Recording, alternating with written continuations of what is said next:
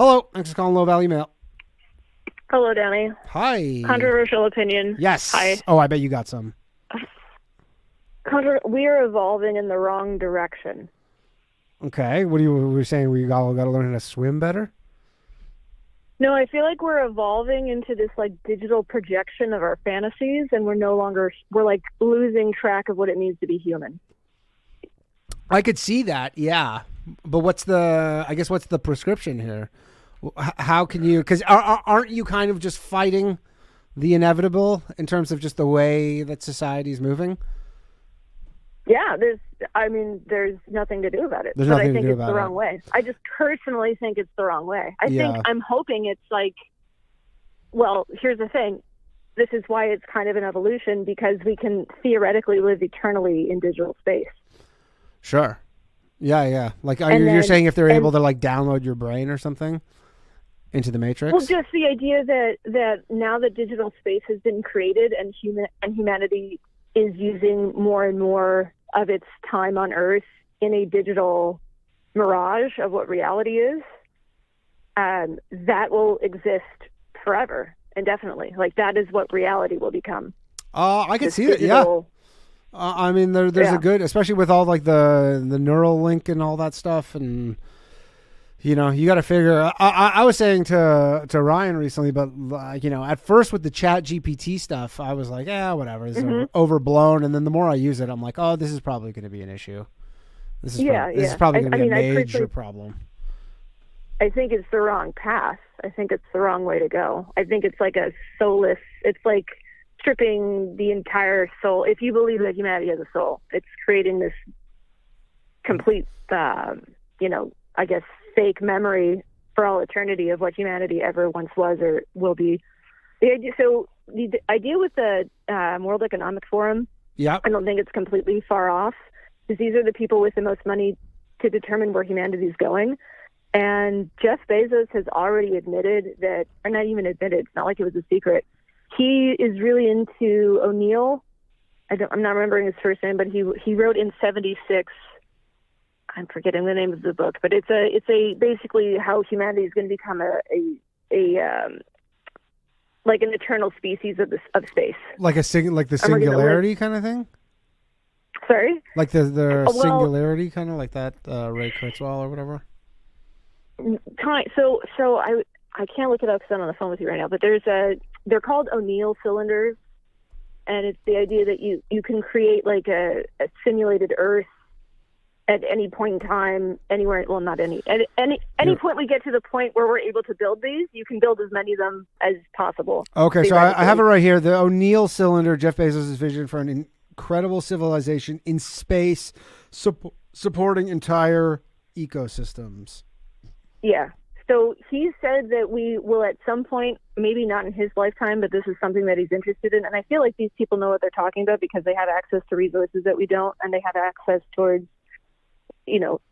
simulations of the amount of resources we have on the planet and what humanity is going to look like over the next 40 to 50 years. So according to Bezos, and I don't think it's theoretical, I think he's probably the closest to being able to achieve this. He wants to create these indefinitely. Okay. In this article, the first one that comes up is on Medium.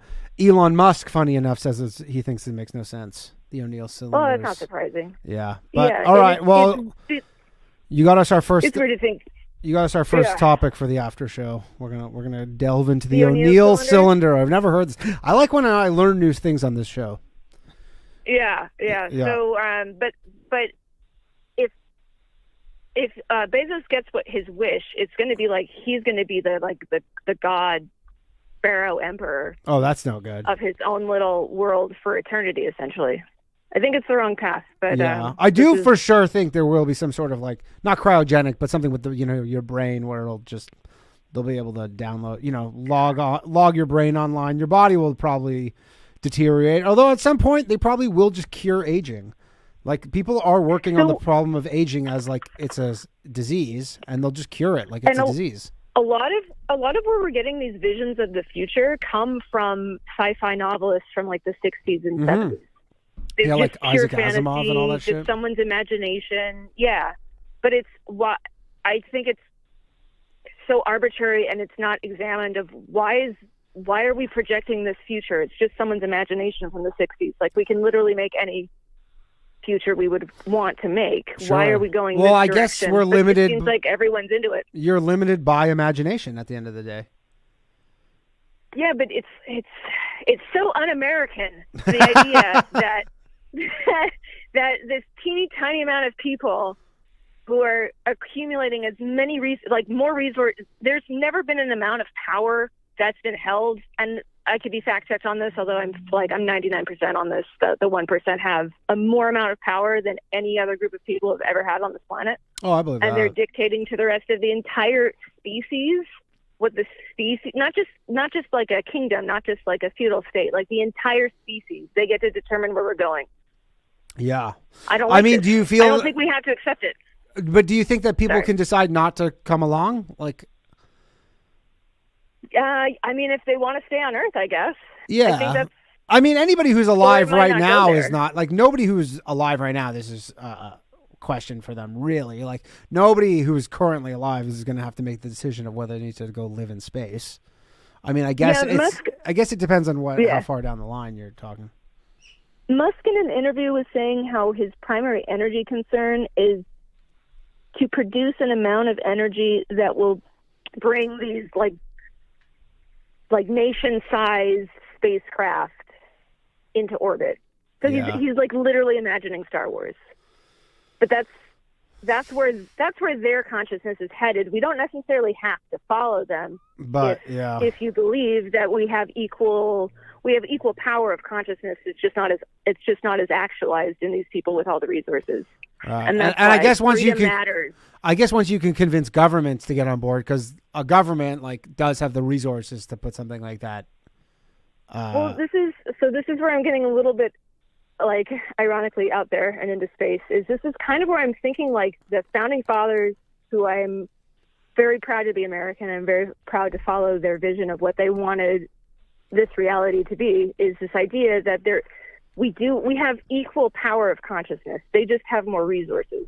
We're just not utilizing our abilities to the same extent that they are. All right. So we don't have to submit to their vision of what they think the future is going to be. We can imagine our own if we want something better. That's well said. That is well said. I have a feeling that... Was it? Okay. I have a feeling that... consciousness. So yeah. And I also think that alongside that is grab your guns.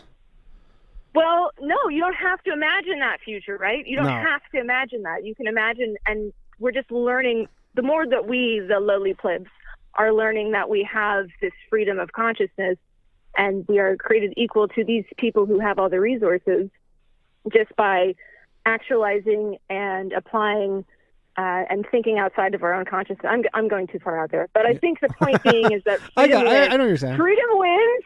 Freedom's important.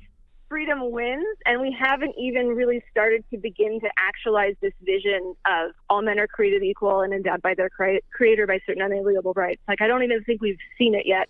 Yeah, we're moving too fast past that point.